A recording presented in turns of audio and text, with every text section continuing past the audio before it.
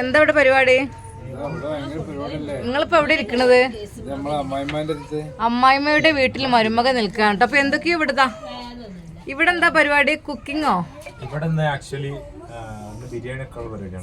ബിരിയാണി പരിപാടിയാണല്ലേ? മരുമകനുണ്ട്, അതുപോലെ തന്നെ മകളുണ്ട്. അപ്പം മരുമകനായ ഉപ്പയുടെ അമ്മായിമ്മയുടെ കാപ്പിത്തോട്ടമാണ് ഈ കാണുന്നത്.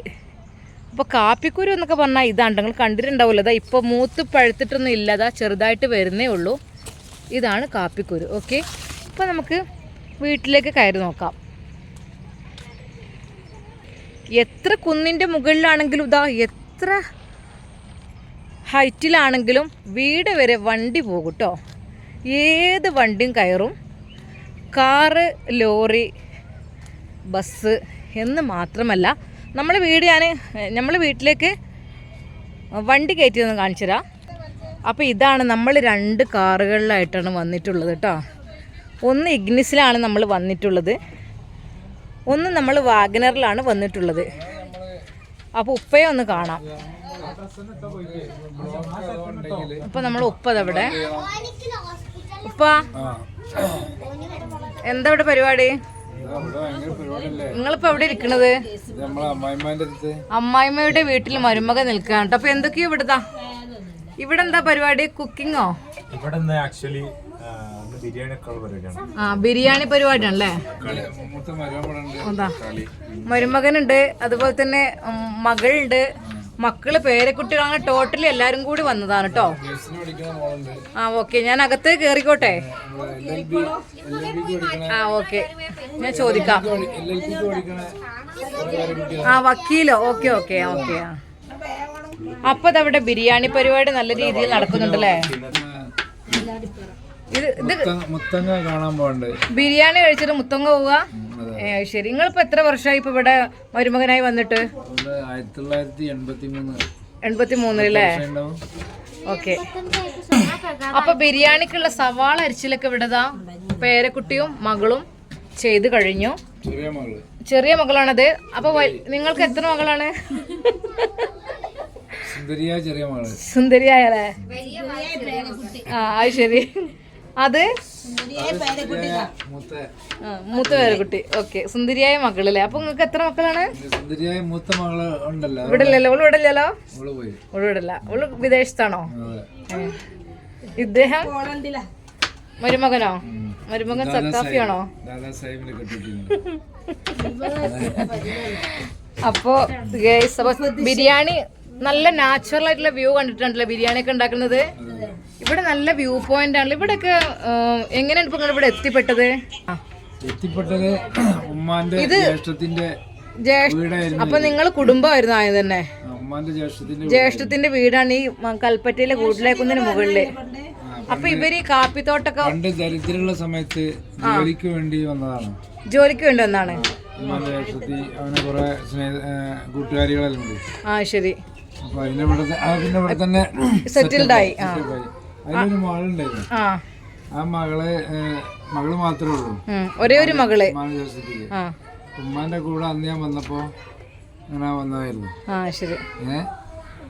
അപ്പൊ പിന്നെ അവരോട് സെറ്റിൽ ആയപ്പോ നമുക്ക് തന്നെ തോന്നി ഇവിടെ ഒരു കുട്ടിണ്ട് പറഞ്ഞു. അങ്ങനെയാണ് അങ്ങനെ കല്യാണം കഴിക്കാൻ. ശരി. ഉമ്മ പറഞ്ഞു ഇങ്ങനെ ഈ ബന്ധം നിലനിർത്തണമെങ്കിൽ അങ്ങനെയാണ്. അങ്ങനെ അതിന്റെ ശേഷമാണ് കല്യാണം നടന്നതിന് രക്ഷതാ ഈ കണ്ടതൊക്കെ പിന്നെ അതിൽ നിന്ന് പൊട്ടിമുളിച്ചതാണല്ലേ? ആദ്യം പൊട്ടിയത് ആദ്യം 3 കുട്ടികളുണ്ടായി, പിന്നെ നിങ്ങൾക്ക് 8 പേര് കുട്ടികളോ. ഇപ്പൊ വലിയ ഫാമിലി 2 വണ്ടിയിലായിട്ടാണ് വന്നത് വയനാട്ടിലേക്ക് അല്ലേ? സ്വന്തം വണ്ടിയാണ്. Okay okay. അപ്പൊ വയനാട്ടിൽ താമസിക്കാൻ തന്നെ കാരണം കൃഷിയുള്ള സ്ഥലം വാങ്ങിയത് കൊണ്ടാണ് കേട്ടോ. ഇവിടെയൊക്കെ കാപ്പിയാണ്. കോഫി നല്ല അടിപൊളിയായിട്ട് വളർന്നു വന്നിട്ടുണ്ട്. കോഫി കണ്ടില്ല, നല്ല തിക്നെസ്സോട് കൂടി വളർന്നു വന്നിട്ടുണ്ട്. ഈ ഒരു കാപ്പി ആണ് ഇവിടുത്തെ മെയിൻ കൃഷി. ഇവിടെ ചുറ്റുഭാഗത്തുമായിട്ട് കാപ്പിത്തോട്ടങ്ങളാണ് കേട്ടോ. അതൊക്കെ കാപ്പിത്തോട്ടങ്ങളാണ്. ഇതാ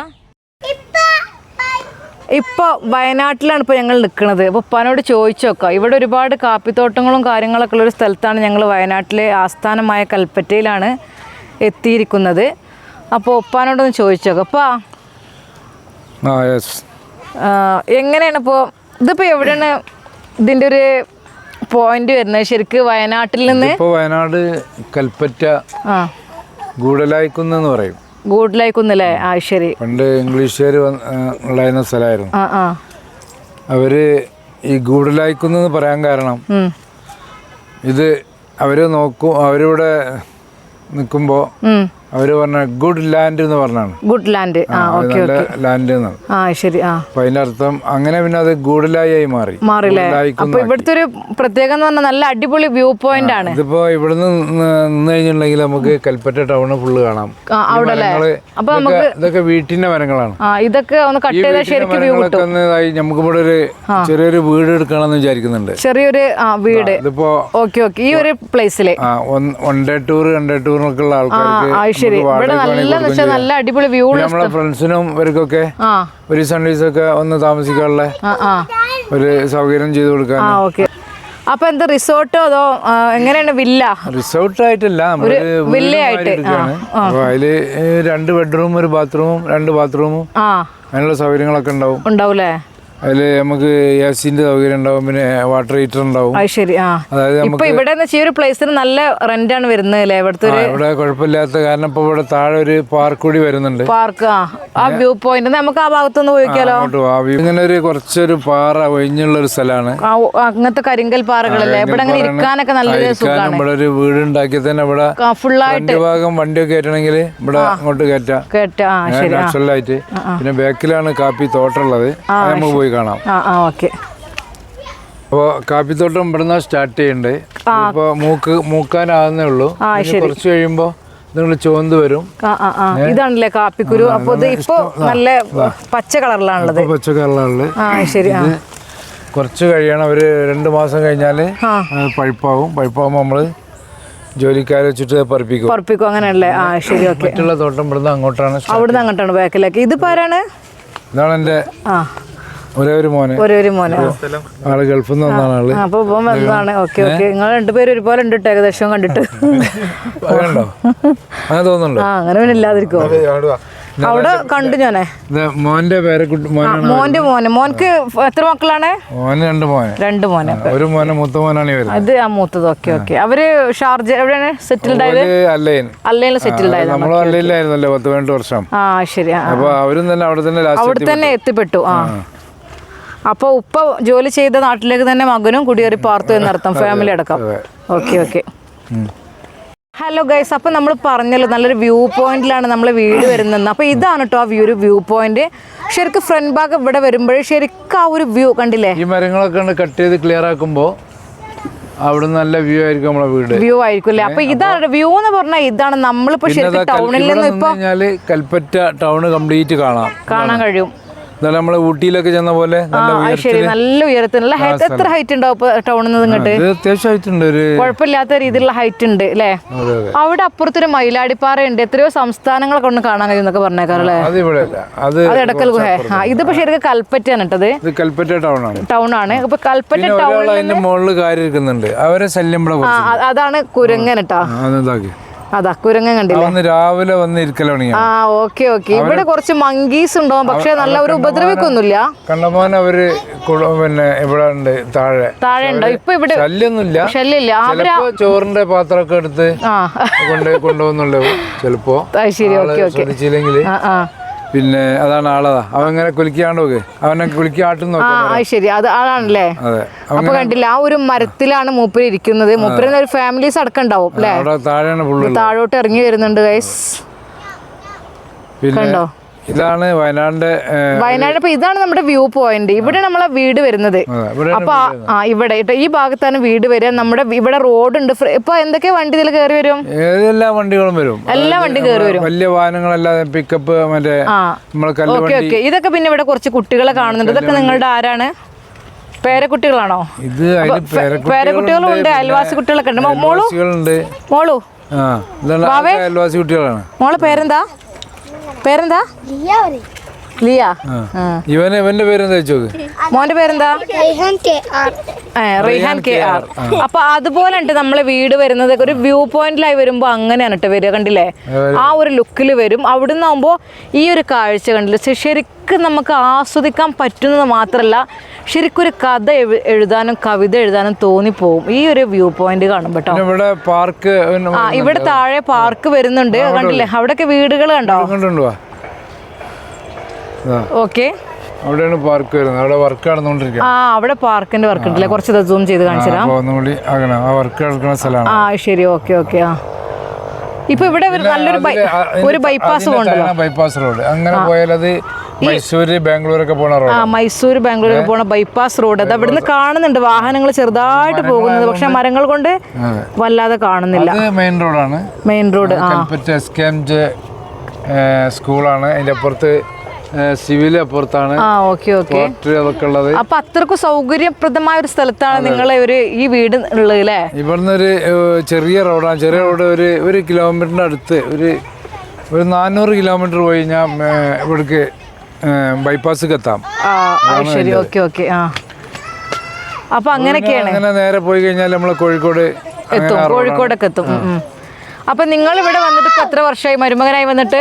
ഇപ്പൊ 1983-ലാണ്. 83-ല് വന്നതാണ്. Okay okay. 85-ഓട് കൂടെ ഞാനും എത്തി.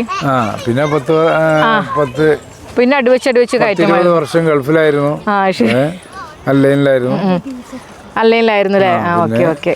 പിന്നെ ഇവിടെ വീണ്ടും പ്രകൃതി മനോഹരമായ സ്ഥലത്തേക്ക് വന്നിട്ട് 18 വർഷമായി. അപ്പോ എന്റെ രണ്ടാമത്തെ പേരക്കുട്ടിക്ക് 3 ദിവസമായിരുന്നു വന്നപ്പോ. 3 ദിവസം. Okay okay. 2 ദിവസം. കാരണം നിങ്ങൾ വന്നാ തോണ്ടല്ലേ ഡെലിവറി ഉണ്ടായിരുന്നത്. അപ്പൊ അവളെ വരവോട് കൂടിയാണ് നിങ്ങൾ ഗൾഫ് ഫിനിഷ് ചെയ്തുകൊണ്ട് പോകുന്നത്. പിന്നെ നമ്മളിവിടെ വർക്ക് നമുക്ക് അറിയുന്ന തൊഴില് വയറിംഗ് ആദ്യം ചെയ്തതായിരുന്നു. ഇപ്പോഴും പോകുന്നുണ്ട്.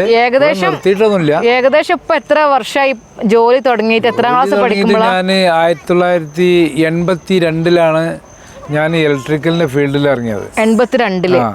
അപ്പൊ നാട്ടില് ആദ്യമായിട്ട് കറണ്ട് വന്നത് പുതുപ്പറമ്പ് പെട്രിക്കോട്ടിൽ നിന്ന് കറണ്ട് വന്ന് 1982-ലാണ്. 82-ല് വന്ന്. അപ്പോ നമ്മളവിടെ അന്ന് വയറിങ്ങിന്റെ പണിക്കാരൊന്നും ആരുമില്ല. നമ്മള് പിന്നെ ഇവിടെ കാച്ചടിക്കുന്ന നമ്മളൊരു 1-2 ആൾക്കാര് നമ്മളവിടെ ജോലിക്ക് വന്നിരുന്നു. പിന്നെ കോട്ടക്കൽ ഒമേഗ എന്ന് പറഞ്ഞ ഒരു ടീം ഉണ്ടായിരുന്നു. ആരും വയറിങ്ങിന്റെ പണിയൊന്നും അറിയുന്ന ആൾക്കാരില്ല. നമ്മള് ഈ വെന്നിപ്പറമ്പ്, കരിമ്പിൽ വെന്നിപ്പറമ്പ് എന്ന് വന്ന ആള് ഒരു മുഹമ്മദ് കുട്ടിയാക്കാണ്. ഞാളിപ്പം മരിച്ചു. അങ്ങനെ അവരെ കൂടെ 2 ആൾക്കാരുണ്ടായിരുന്നു. ഒന്ന് ഹുസൈൻ എന്ന് പറഞ്ഞ ആളും, പിന്നെ MC എന്നാ വിളിക്കല്. അയാള് വേടിപ്പൊളിക്കാനൊക്കെ അയാളെ കൊണ്ടുവരുന്നു. പിന്നെ ഒരു മാൻസനും ഉണ്ടായിരുന്നു, ഉസ്താദ്. അയാൾക്ക് അന്ന് 40 രൂപയാണ് കൂലി ആ ഉസ്താദിന്. ഞാൻ ഹെൽപ്പറാണ്. ഇങ്ങനെ സാധനങ്ങൾ അവർ ചോദിക്കുന്ന ഇങ്ങനെ നോക്കിയിട്ട് എടുത്തു കൊടുക്കണം. അതാണ് എന്റെ ജോലി. എനിക്ക് 10 രൂപയാണ് തന്നിരുന്നത്. അന്നത്തെ 10 ചെപ്പത്തിൽ എത്ര വരും? ഇപ്പൊ ഒരു 500 രൂപ 500 രൂപന്റെ മേലുണ്ടാവും. 10 രൂപയാണ് അന്നതൊരു വലിയ കൂലിയായിരിക്കും. നമ്മളത് ക്യാഷ് അയച്ചിട്ടല്ല നോക്കിയത്, കാശിന് വേണ്ടിയിട്ടല്ല ഞാൻ അന്ന് പോയിരുന്നത്. കാരണം അന്നൊരു ഇൻട്രസ്റ്റ് ആയിരുന്നു ഇലക്ട്രിക്കലിന്റെ ആ ഒരു ഫീൽഡിൽ വർക്ക് ചെയ്യാനും. അതൊരു ബുദ്ധിപരമായി ഏതപ്പോ ആൽബർട്ട് ഐൻസ്റ്റീനോ അങ്ങനത്തെ അന്നൊന്നും ആരും ഇല്ല പണിക്കാരൊന്നും. അപ്പോൾ അതങ്ങനെയാണ് ഞാൻ ആ 10 രൂപ കൂലി അങ്ങനെ നിന്നിട്ട്. അപ്പോൾ സ്കൂളൊക്കെ വൈദ്യുതി കണ്ടുപിടിച്ച ആളെ കുറിച്ച് നിങ്ങൾക്ക് ഒരു മതിപ്പുണ്ടാവില്ല. ഇതിപ്പോ എങ്ങനെ കണ്ടുപിടിച്ചോ ലൈറ്റ് കത്തിക്കലും. അപ്പൊ ആ ഒരു ഫീൽഡിൽ നിങ്ങൾ എത്തിയത്. ഇപ്പോഴും ആ ഫീൽഡിൽ തന്നെ വർക്ക് ചെയ്യണത്. പിന്നെ സ്കൂളൊക്കെ നിർത്തി നമ്മള്. പിന്നെ അന്നൊന്നും ആരും സപ്പോർട്ട് ചെയ്യാനൊന്നും ഇല്ല. അപ്പോഴും ഉപ്പാക്ക് വർക്ക് ചെയ്ത് അങ്ങനെ ഒരു ആഗ്രഹമായിരുന്നു, വർക്ക് ചെയ്യണം, എന്തെങ്കിലുമൊക്കെ നേടിയെടുക്കണം. വക്കീലന്മാരൊക്കെ ഉണ്ട്, മാഷന്മാരുണ്ട് ഒക്കെ. അന്ന് സ്കൂൾ പഠനം മുന്നോട്ട് കൊണ്ടുപോയില്ല നിങ്ങള്? സ്കൂളിലൊക്കെ നല്ല പാട്ടും ഒക്കെ ഒന്നാമനായിരുന്നു, നല്ല ഉഷാറായിരുന്നു. അതുപോലെ മദ്രസയിലും ഒരു സ്പീക്കർ കെട്ടിക്കഴിഞ്ഞാൽ അവിടെ എങ്ങനെയാലും ഞാനും എൻ്റെ ഒരു മൂത്താപ്പാന്റെ പേരമോനുണ്ട്, ബഷീർ എന്നാ പറയാ, CP ബഷീർ. ഞങ്ങൾ രണ്ടാളും മൈക്ക് കെട്ടിയാൽ ഞങ്ങൾ ആ പാട്ട് പാടിയിട്ട് അടുത്ത്. അന്നൊക്കെ അങ്ങാടിയിലൊക്കെ വയല് കാര്യങ്ങളൊക്കെ ഉണ്ടാവും. അപ്പോൾ എങ്ങനെയാലും ഒരു 5-6 ദിവസം ആ വയല് തുടർന്നുകൊണ്ടിരിക്കും. അന്നത്തെ കാലം അങ്ങനെ ആയിരുന്നു. ഇപ്പൊ നോമ്പ് കാലങ്ങൾ. അപ്പോൾ ഞങ്ങൾ പാട്ട് ആദ്യം ഞങ്ങളെ വിളിക്കുക, ബഷീറവിടെ, സൈതൽവിയുടെ അവർ ഇവിടെയുള്ള ആൾക്കാർ. അപ്പൊ ഇന്നത്തെ കാലം ആ പരിപാടിയൊന്നും ഇല്ല. അതുകൊണ്ട് അന്നത്തെ ഒരു ഓർമ്മ പങ്കിടാന്ന് മാത്രം കേട്ടോ. അപ്പൊ വയനാട്ടിൽ വന്നപ്പോ ആ പഴയകാല ചരിത്രങ്ങളൊക്കെ നിങ്ങൾ ഒന്നും കൂടി ഉണർന്നു അല്ലെ? ഉണർത്തി. എന്റെ മകളൊക്കെ യൂട്യൂബർ ആകുമ്പോ പിന്നെ ഞാനും ചെറിയൊരു യൂട്യൂബറാണ്. നിങ്ങളുടെ മോളുടെ ആയി വരുന്നു. യൂട്യൂബ് ചാനലിന്റെ പേരെന്താണ്? എന്റെ പേര് എന്റെ മകളെ പേര് മലപ്പുറമുത്ത് എന്നാണ്. മലപ്പുറമുത്ത് എല്ലാവർക്കും അറിയായിരിക്കുമല്ലോ. എല്ലാരും മലപ്പുറമുത്തിന്റെ ഉപ്പയുടെ ഇന്റർവ്യൂ ആണ് ഇപ്പൊ നടന്നുകൊണ്ടിരിക്കുന്നത്. എന്റെ ഉപ്പാന്റെ CPS വ്ളോഗാണ് ഇത്. സ്റ്റാർട്ടിംഗ് ആണ് കേട്ടോ. പക്ഷെ എന്നാലും കട്ട സപ്പോർട്ടാണ് എല്ലാരും. കുറഞ്ഞ ദിവസങ്ങൾ കൊണ്ട് തന്നെ കാര്യം അതുപോലെയൊക്കെയാണ് ഇട്ടുണ്ട്. ശരി. പിന്നെ ഇനി ഇൻഷാല്ലാ വ്ളോഗും കാര്യങ്ങളും ഒക്കെ വരും.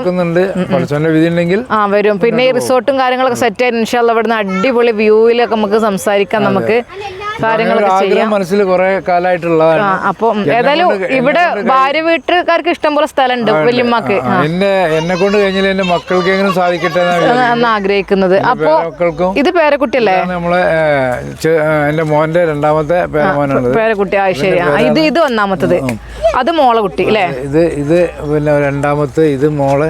ശരി. സഫമോളെ പിന്നെ എല്ലാവർക്കും സഫമോളെ സുപരിചിതമായിരിക്കും. ഇപ്പൊ ഒരു ഫോട്ടോ എടുക്കട്ടെ. അങ്ങോട്ട് വാ. ഇതാണ് നമ്മളെ ഇത് ഫാത്തിമ. ഇതാണ്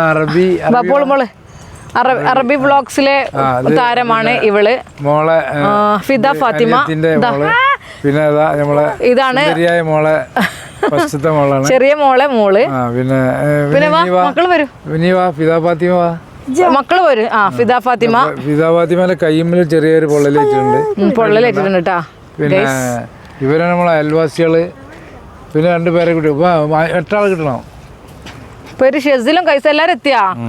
ഇപ്പൊ ടോട്ടൽ ഇനി ചെറുത് ഇവിടെ ഫസ്റ്റ് പേരക്കുട്ടി. അപ്പൊ ഫസ്റ്റ് സെക്കൻഡ് തേർഡ് ഒക്കെ ഇനി 2 കുട്ടികളും കൂടി ഇപ്പൊ അതിൽ വരാണ്ടല്ലോ. ഇല്ല, ഇതിലൊരു ഷമ്മാസും ഉണ്ട്. അതേപോലെ ചെറിയ മോളുണ്ടല്ലോ, ഐഷു ഉണ്ട്. കണ്ടോ? അവരൊക്കെ വരാനുണ്ട് കേട്ടോ. അപ്പൊ ഉപ്പാക്ക് ടോട്ടൽ 8 പേരക്കുട്ടികളാണ്. മാഷാ അല്ലാഹ്. ഈ ഒരു ഉപ്പാക്ക് 58 വയസ്സോ എത്രയാണ്?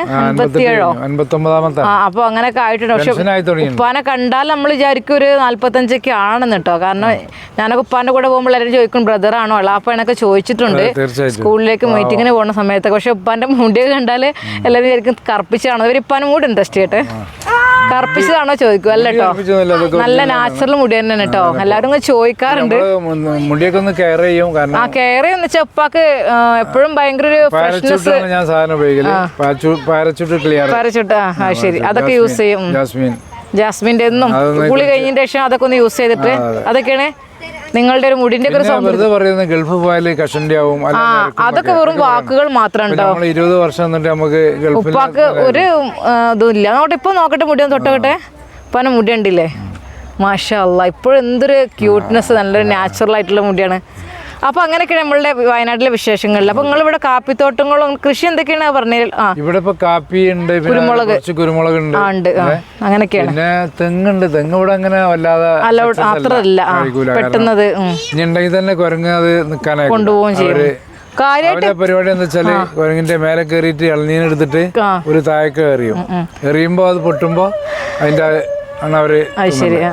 അതൊരു ഐഡിയ ആണ്. അപ്പോൾ അങ്ങനെയൊക്കെയുണ്ട്. അപ്പോൾ നമ്മുടെ വയനാട്ടിലെ വിശേഷങ്ങൾ ഉപ്പ പറഞ്ഞല്ലോ, എല്ലാവർക്കും ഇഷ്ടപ്പെട്ടു എന്ന് വിചാരിക്കുന്നു. അപ്പോൾ ഉപ്പാൻ്റെ ചാനൽ ഒരുപാട് ആൾക്കാർ സബ്സ്ക്രൈബ് ചെയ്തിട്ടുണ്ട്, അതുപോലെ തന്നെ സപ്പോർട്ടിന് ചെയ്യുന്നുണ്ട്. എങ്കിലും കുറച്ച് ആളുകൾ കൂടി സബ്സ്ക്രൈബ് ചെയ്താൽ നമുക്ക് കുറച്ചും കൂടി ഹാപ്പി ആയിരുന്നു. അപ്പോൾ എല്ലാവരും ഇൻഷാ അല്ലാഹ് സപ്പോർട്ട് ചെയ്യുക, സബ്സ്ക്രൈബ് ചെയ്യുക.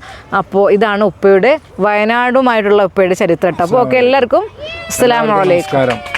അസ്സലാമു അലൈക്കും വറഹ്മത്തുള്ളാഹി.